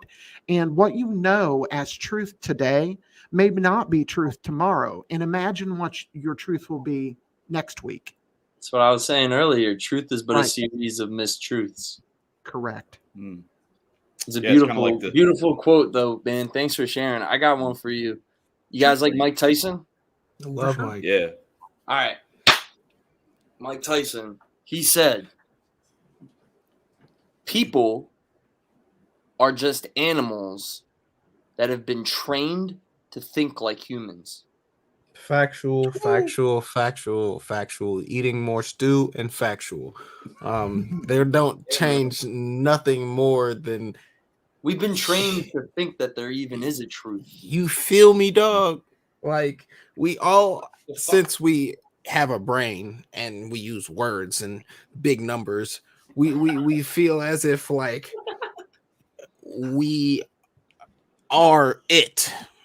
And in actuality, we are the furthest away from it than anything. Our ancestors lived so primal yet so more advanced than we did and do that it don't make no fucking sense how we are processing off of ones and zeros when they did the shit with no computer screens. Right. Yo, I gotta break something down for y'all. So I'm gonna share this with the audience. Let me pull up. Y'all may have heard this story before, but we're about to. I hope it comes up. Please, here we go. All right. So it's the story. It may not be in text. Let me Google it. Or DuckDuckGo. Sorry, fuck Google. It's the story of the Mexican fisherman. If you've heard it, forgive me, but if you haven't, prepare to be amazed, because like what y'all were talking about right there about like older civilization or lack thereof, if because there are people who want to say that it's somehow less civilized or whatever because they didn't have all this extra shit that we have now. So here's the story of the Mexican fisherman. So an American investment banker was at the pier of a small coastal Mexican village when a small boat with just one fisherman docked. Inside the small boat were several large yellowfin tuna. The American complimented the Mexican on the quality of his fish and asked how long it took to catch them. The man replied, "Only a little while." The American then asked why he didn't stay out longer and catch more fish. The Mexican said he had enough to support his family's immediate needs. Then the American asked, "But what do you do with the rest of your time?" The Mexican fisherman said, "I sleep late, fish a little, play with my children, take siestas with my wife, Maria, stroll to the village each evening where I sip wine and play guitar with my amigos. I have a full and busy life." The American scoffed, "I'm a Harvard MBA, and I could help you. You should spend more time fishing, and with the proceeds, buy a bigger boat. With the proceeds from the bigger boat, you could buy several boats. Eventually, you would have a fleet of fishing boats. Instead of selling your catch to a middleman, you would sell directly to the processor, eventually opening your own cannery. You would control the product, processing, and distribution. You would need to leave this small coastal village and move to Mexico City, then LA, then eventually New York City, where you will run your expanding enterprise. The Mexican fisherman asked, but how long will this all take? To which the American replied, 15 to 20 years. But what then? Asked the Mexican. The American laughed and said, that's the best part. When the time is right, you would announce an IPO and sell your company stock to the public and become very rich, and you would make millions. Millions? Then what? The American said, then you would retire, move to a small coastal fishing village where you would sleep late, fish a little, play with your kids, take siestas with your wife, stroll to the village in the evenings where you could sip wine and play guitar with your amigos. This is the problem that plagues this world, is that we are too busy focusing on trying to be way too much. And we are letting life like blow by us in the meantime. Oh man. Amen. You know, what's funny, Chad, is that reminds me, and if I may have told this before, but it really reminds me of a Hindu story that I know. And it's a quick one, so I'm going to give it. And my wife is listening, I'm sure, to the show and will have heard this 1,652 times because it is one of my favorite stories. But in that story, it reminds me of this. So it is a similar story, but more or less, there was a yogi master out sitting on the beach, and a buddy of his comes over to him, or a disciple comes over to him and says, hey, could you teach me how to walk on water, and so that I can walk across the over here to the other town across the river? And he said, yeah, I can teach you how to do that. And he said, okay, great. How do I do it? He said, well, first you got to sit down here and you have to meditate for 3 hours a day, and you have to recite this thing and it's going to take years and years and years to do that. And then eventually you'll get over the bridge or get over to the other side. And so the student said, okay, I'll do that. And so he did. And for 20 years, he sat and he did the mantras and he made the magic potions and he did all the stuff that the yogi had told him to do. And after 20, and every day he'd get up after he was done with his mantra and he'd walk over and try to walk across the water. And of course, most days he would not go out. But after 20 years, after practicing this for 20 years, he got up one day, did his stuff, did his mantras, walked all the way across and walked all the way back. And he ran to his master and he said, ooh, master, I walked on water. I walked all the way across. And the master said to him, most people use the bridge. And and it's to your point. We can do all this bullshit and try all this stuff. It is not that stuff's not important. And we need to stop thinking about the shit that's not important and start thinking about the things that are important. And the things that are important are things like loving your family, supporting ideas, bringing people up, pushing people to the surface that need to be heard. Even if they're wrong, they need to be heard because they have ideas, and ideas are worth $1 million a piece. And we don't even know, like in a lot of cases, there's shit that I thought was wrong 10 years ago that is the stuff that I vibe with now, because I've kept exploring. And so I want to remind everybody else, speaking of people who kind of are following their passions and just doing their thing. This is some of Augustus's artwork. Go check him out. We got the links to his Instagram in the description. I also want to pull some of this stuff up here. We went through some of this. These are these little medallions that he made. These are amazing. Yeah. Mirror medallions. There's one spinning. There's Augustus right there with wearing them on his. What are you wearing? Are they on a string or are they on your earbuds? I can't really tell. They're on you. You tied them to your earbuds. I put them to your earbuds. I was like, yo, this could be like a cool new type of necklace where they don't like. It could be two medallions and it just be like this. And then I started noticing like that's an actual thing. Mm-hmm. That's awesome. Yeah, and look, this is the stuff I was talking about right here. So look at what he did on this thing. This is badass. Yeah. That was laser. That's laser etching. Yeah. My friend Mary, I was telling you about her pops who worked in Antarctica. Mm-hmm. She owns that. That's her piece right there. She bought that. Oh wow. You do one with a Sri Yantra and I'm on board, man. Just shoot me an email, man. I got you. Right No on. problem. Same with you, Nico. But yeah, y'all go check Guys, help us Augustus some out. cool Max, shit. no, I'm going to be hitting you up on Instagram. I actually will be needing your artistic perception very soon, my friend.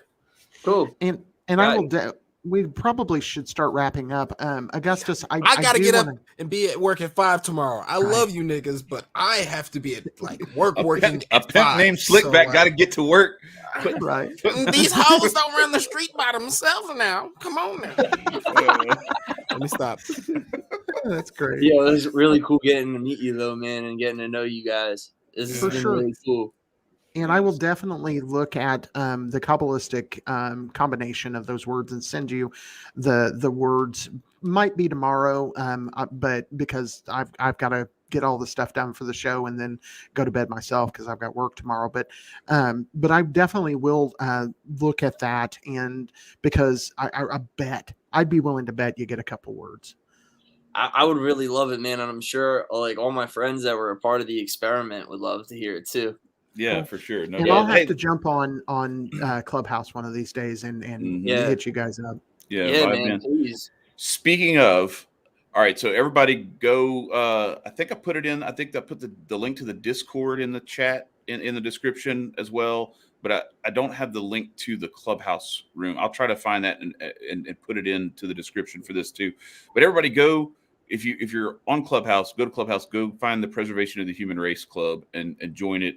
And you'll see, like, you'll get exposed to so much of this stuff that we've talked about tonight, and a whole bunch of other different things. There's a lot of really cool people, and it's all people who like genuinely, like, all I have run into on there. I mean, you have, just like anything, you got 40 some odd thousand people.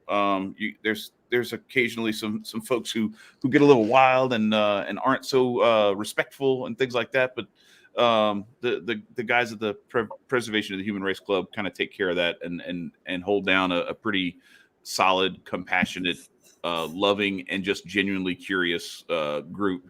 So I recommend that everybody goes and checks that out. And Augustus, I know these two guys got to go. I'm out here. I'm in Arkansas by myself, and I'm driving back home in the morning. So Look, if you want to go, I don't know if you're going to be up doing some shit tonight. I'd love to do like a little club where we can kind of like debrief on this shit at some point, either later tonight or tomorrow morning when I'm on my drive home. Yeah, let's do it. Yeah, let's do it. Let's do it. Cool. We appreciate everybody Let's coming do it out here. tonight. This is yeah, all right. Let's do it tonight. Let's do it when we get off here. Go get your smoke break in and everything, and we'll get after it. But Marcus, I'm gonna go grab a Nico, y'all pack have of anything smoke y'all wanted to real quick. add to it? No, I just wanted to say thank you very much, Augustus, for coming. Again, I'm really glad to hear other perspectives, and your perspectives aren't something that we have covered a lot. I'm weird, but I get into different weird. And so so many depths. right. So I just appreciate you for being out there and spreading what truth you find as far as you can. Thanks, brother. I appreciate it. It's been a pleasure meeting with you guys and getting to share my experiences. I hope I represented our club well. Yeah, like if you guys don't already follow us, give us a follow. Preservation of the Human Race, and every person who's a part of that club, they're preserving the human race. You know what I'm saying? It's not up to me and the team and shit. It's everybody involved. And not for nothing, these are like some really like badass, like heavy duty creative people too. Like, these aren't just like, I mean, not that there's anything wrong with being a nobody like me who just is, out here in the wild, Chad. but like, no, but there's like some people, like, I'm talking about like heavy duty. Like, these are some movers and shakers and shit. And so You'll go through a psychedelic experience having a conversation with them. It's no, but it's good. Like, no, what I'm saying, like, you get to connect and network with some people who, like, there's ways to like that, that's why I wanted to bring Augustus's art to the fore, is because I want whoever sees this to be able to see visually. Because a lot of times when we're on these Clubhouse rooms and everything, somebody's got to go, like, they got to click on your Instagram bio and then go find the stuff. And you know what I mean? I wanted people to be able to see without having to do a whole lot of work. So now that they've seen, now they can go do the work to go find the stuff and help the man out, buy some of his artwork and everything. Because at the end of the day, we're trying to, on the one hand, we are sharing our information either locally or with our larger groups as we span the globe. But then also we are trying to we're trying to pay the bills and show our creativity to the world too. So I wanted to give him that opportunity. So Nico, you got something? Thank you, man. I appreciate you. I would like to say your first name, or if it is your first name, is relatively close to my last name. So I think that's why I really fuck with you. Besides all the knowledge that you really dropped today, I don't feel insane no more. Thank you. See, and that's what I wanted to say. Like you were saying something about, I'm sorry, y'all, if I went a little too far. I was like, no, you don't understand. Like I go back to that. I'm gonna read one more quote before we get out of here, because this is something that I think needs to be said again. I've said it once or twice on here before, but I have to say it again. So there's two. This is one of these is from Marshall Rosenberg. So I learned about this book. It's called Nonviolent Communication.